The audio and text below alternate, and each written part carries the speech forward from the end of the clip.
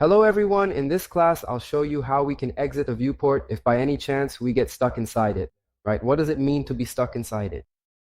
It would be accessing it here, right? By zooming in and double clicking.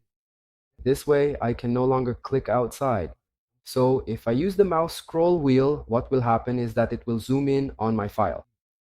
So the easiest way for us to get out of here is down below where it says model. I click once, it will change to paper, and then I can use the scroll wheel to exit the viewport. The second way is also very simple. It's by using a command. So if I'm nearby and by chance I accidentally double click, I can type P space and enter. And then I can zoom out again as well. So P space enter is one of the commands to be able to exit the viewport if by any chance we get stuck. Remember that the ideal way, as we've seen in other classes, is whenever you're working with AutoCAD sheets in the gray area to double click the scroll wheel to fit the sheet on the screen. With this, we can double click to access the viewport and double click outside to exit it.